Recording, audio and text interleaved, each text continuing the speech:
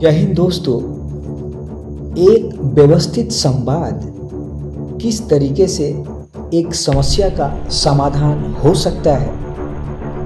एक सटीक संवाद कैसे किसी के जीवन में एक बेहतरीन बदलाव ला सकता है।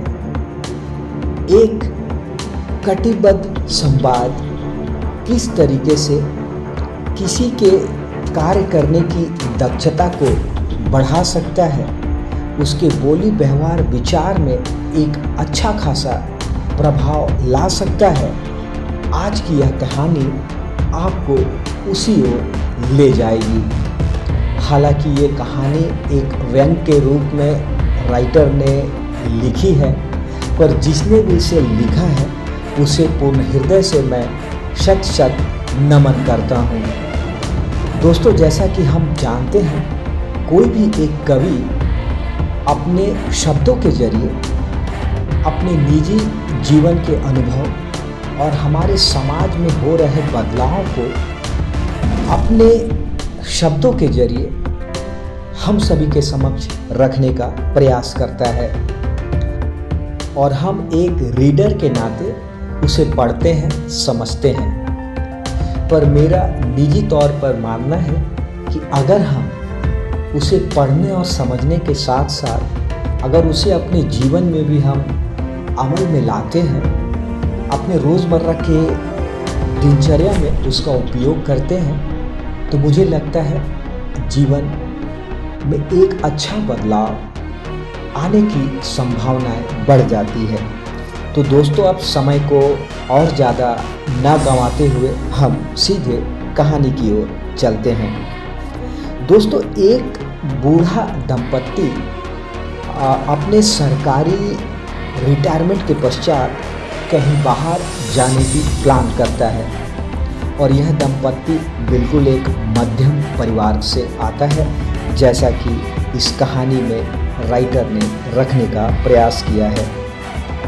वो दशहरा की छुट्टी में शिमला मनाली जाने की योजना बनाते हैं। बाहर जाने से पहले वह दंपत्ति सोचते हैं कि अगर उनकी गैर मौजूदगी में कोई चोर घर में घुस आता है तो घर की सारी अलमारी और पेटी तोड़कर क्षतिग्रस्त कर सकता है, क्योंकि उसे यहाँ नगद तो मिलेगा नहीं, क्योंकि हमारी उतनी हैसियत नहीं है कि हम अपने तिजोरी में बाकी सर्वसंपन्न लोगों की तरह कैश या सोने चांदी रखें। इसलिए उन्होंने अपने घर को बर्बाद होने से बचाने के लिए 1000 रुपये एक टेबल पर रख दिए और उसके साथ साथ एक संवाद जिसमें उन्होंने लिखा, उसे जरा आप ध्यान फरमाइएगा। उनके वो शब्द क्या थे। वो लिखते हैं, हे अजनबी, मेरे घर में प्रवेश करने के लिए आपने जो कड़ी मेहनत की है, इसके लिए मेरी ओर से हार्दिक बधाई।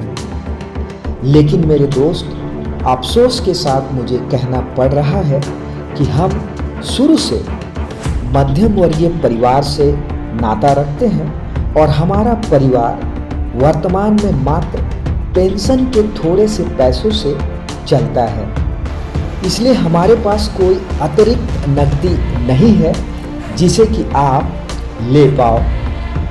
मुझे सच में बहुत शर्म आ रही है कि आपकी मेहनत और आपका बेशकीमती समय यहाँ बर्बाद हो रहा होगा। इसलिए मैंने आपकी पैरों की धूल के सम्मान में यह थोड़े से पैसे मेज पर छोड़ रखे हैं।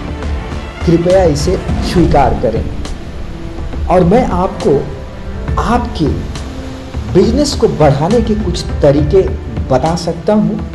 अगर आपको लगे अच्छा तो आप उसे कोशिश अवश्य कर सकते हैं और मुझे पूर्ण विश्वास है, हो सकता है आपको इसमें सफलता भी मिले। मेरे अजनबी दोस्त, मेरे फ्लैट के सामने 8वीं मंजिल पर एक बहुत प्रभावशाली मंत्री रहता है। नामी प्रॉपर्टी डीलर 7वें माले में रहता है और साथ ही सहकारी बैंक के अध्यक्ष छठे तल्ले पर निवास करते हैं। 5वीं मंजिल पर है प्रमुख उद्योगपति और चौथी मंजिल पर एक नामी गिरमानी महाराज जी रहते हैं।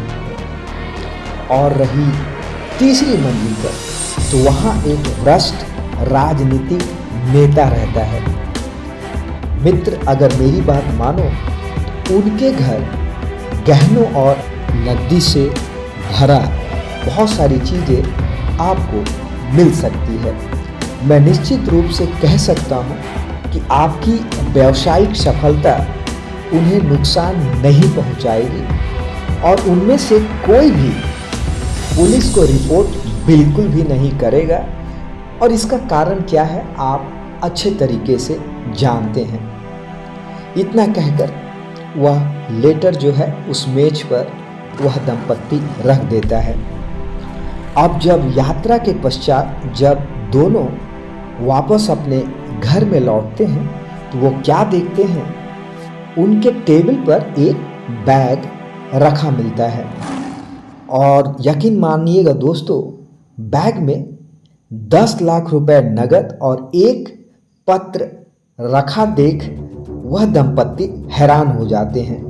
और जानते हैं उस पत्र में क्या लिखा था? पत्र में लिखा था, आपके कुशल निर्देश और शिक्षा के लिए बहुत बहुत धन्यवाद सर। मुझे इस बात का अफसोस है कि मैं पहले क्यों आपके करीब नहीं आ पाया। आपके निर्देशानुसार मैंने मिशन को सफलतापूर्वक पूर्ण किया है। मैंने इस छोटी सी राशि को एक धन्यवाद के रूप में, एक भेंट के रूप में यहाँ छोड़े जा रहा हूँ। भविष्य में मैं आपके आशीर्वाद और मार्गदर्शन की कामना भी करता हूँ।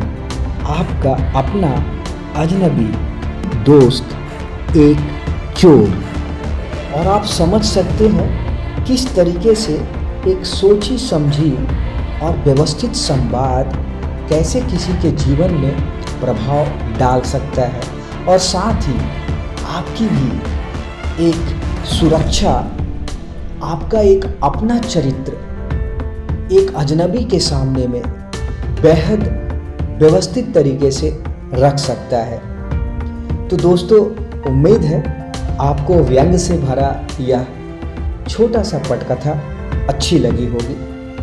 अगर अच्छी लगी होगी तो आप अपना आशीर्वाद अपने कमेंट के माध्यम से अवश्य करिएगा। अगले पड़ाव तक के लिए आप अपना विशेष ध्यान रखेंगे, ऐसा मेरा आग्रह है। बहुत बहुत धन्यवाद।